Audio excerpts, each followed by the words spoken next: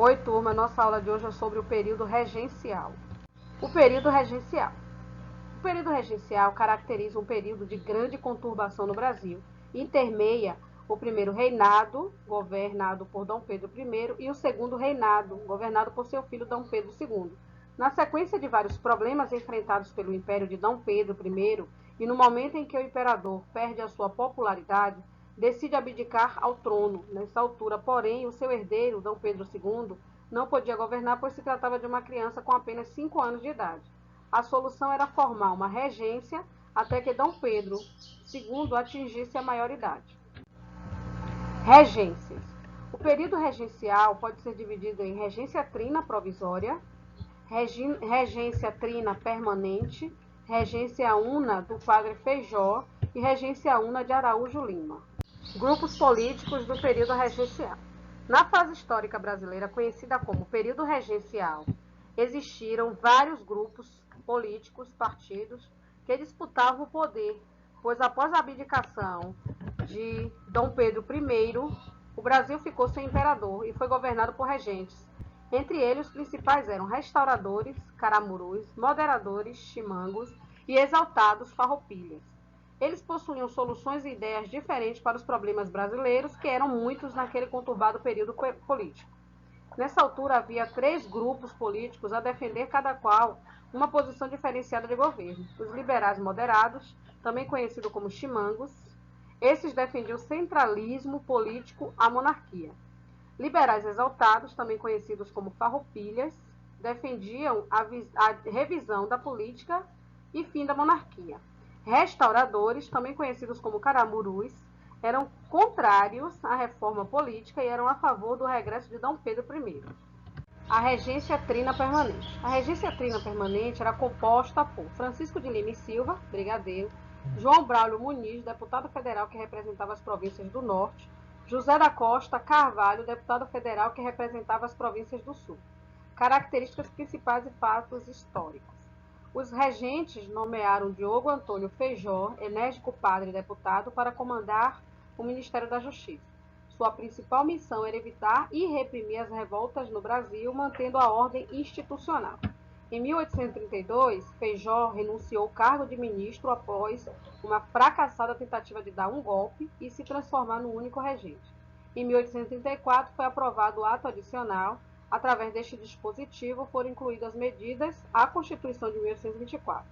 Entre as principais medidas, podemos citar a criação das Assembleias Legislativas Provinciais, substituição do modelo de regência trina pela UNA e a criação do município neutro do Rio de Janeiro. As regências unas. Em 1834, os políticos moderados conseguiram fazer uma reforma na Constituição do Império, instituindo o ato adicional. Por meio dele, ficou estabelecido que a regência trina permanente seria exercida por uma única pessoa, com mandato de 4 anos. Surgiu, então, a regência una.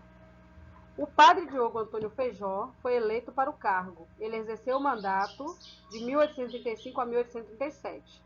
No transcurso de sua regência, Feijó tentou conciliar os interesses divergentes das correntes políticas no país, atendendo a algumas reivindicações de setores oposicionistas.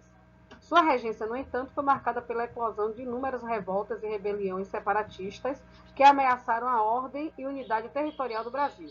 O senador pernambucano Pedro Araújo Lima assumiu a regência e permaneceu no cargo até 1840. As rebeliões regenciais. Após a abdicação de Dom Pedro I, em 1831, o governo foi exercido por regentes eleitos entre os membros do Congresso, uma vez que o sucessor, Pedro de Alcântara, futuro Dom Pedro II, ainda tinha 5 anos de idade. Nesse período, eclodiram revoltas que provocaram forte reação no governo, com medidas como a criação da Guarda Nacional e a aprovação do Código de Processo Penal e de atos destinados a ampliar a autonomia das províncias. Os regentes representavam a elite agrária brasileira e identificavam-se com as tendências políticas conservadoras, defensoras da centralização do poder em oposição aos liberais adeptos do federalismo, sistema de governo em que se permite a autonomia dos estados compartilhando o poder.